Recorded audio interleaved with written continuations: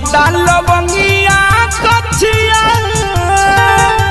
बहे पूरा भैया रामा झुमता लवंगिया कछिया बहे पूरा भैया रामा डढ़िया डोले चाहे तहे पानी के पतैया रामा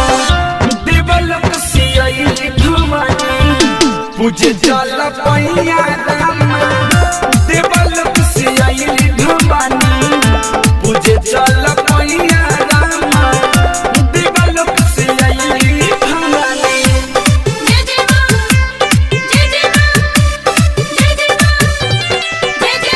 डीजे विकास रीगा सीतामढ़ी।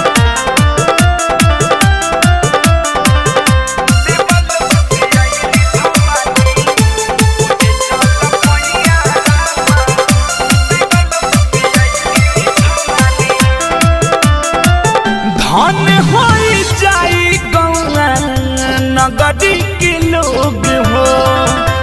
दुख डाली दर कुली भाग जाई रोग हो धन होई जाई गौआ नगरी के लोग हो दुख डाली दर कुली भाग जाई रोग हो लगता सुहावन पवन होई धरती मैया रामा डढ़िया डोले चाहे तहे पन के पतैया रामा देवल सियाई घुमानी पूजे जल पैया रामा देवल सियाई घुमानी पूजे जल पैया रामा देवल सियाई घुमानी। जय जय मां जय जय मां।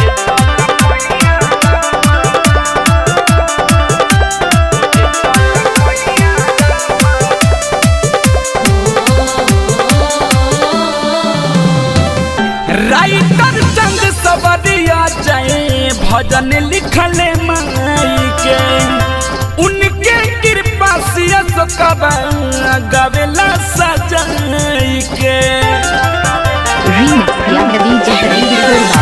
राइटर चंद सबरिया जाए भजन लिखले माई के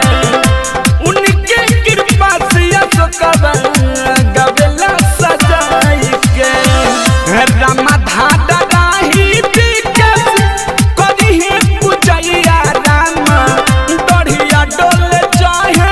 तहे पानी के पतैया रामा देवल सियाई घुमानी पूजे जल